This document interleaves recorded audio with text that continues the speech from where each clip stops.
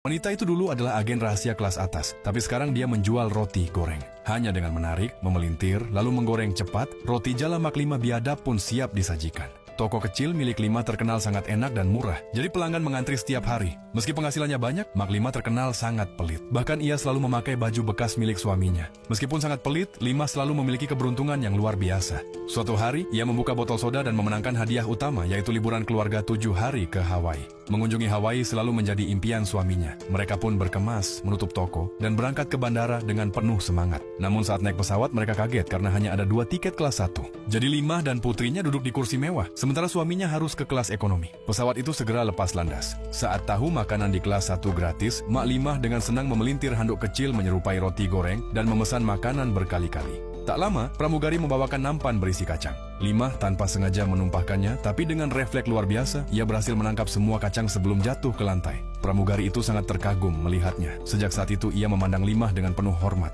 Sejak kecil, ia bercita-cita menjadi agen rahasia. Melihat refleks Lima, ia yakin Lima mempunyai latar belakang luar biasa. Ia bahkan bertanya apakah Lima bekerja untuk agen nasional dan memohon untuk dijadikan murid. Lima pun malu dan menyangkal bahwa dia warga biasa. Dia mengaku itu semua karena terbiasa membuat gorengan setiap hari. Ketika dia menolak untuk menjadi gurunya, pramugari itu pergi dengan kecewa. Lalu berjanji setelah penerbangan ini, ia akan membuka kios rotinya sendiri. Sementara itu, Lima yang kekenyangan akibat terlalu banyak makan merasa sakit perut dan bergegas ke toilet. Tepat saat itu, sekelompok penjahat masuk ke kabin, mereka menyandera pramugari, mengeluarkan senjata, dan mengambil alih pesawat. Dengan ancaman, mereka memaksa masuk ke kokpit dan merebut kendali. Anehnya, mereka tidak tertarik pada uang ataupun melukai penumpang.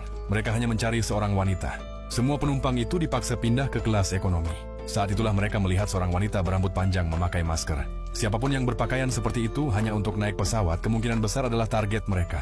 Pemimpin penjahat langsung menodongkan pistol ke kepalanya. Namun setelah maskernya dilepas, ternyata itu bukan orang yang mereka cari. Meski begitu, para penumpang kaget karena ternyata wanita itu adalah Jisoo, bintang K-pop terkenal. Semua orang berebut minta tanda tangan. Bahkan salah satu penjahat ikut berfoto dengannya. Sementara itu, Lima masih di toilet dan tak tahu apa yang terjadi. Saat keluar, seorang penjahat langsung menyerangnya. Namun Lima tak mau menyerah. Saat pisau diarahkan padanya, ia tak takut. Hanya dengan beberapa gerakan cepat, ia dengan mudah menjatuhkan penjahat itu.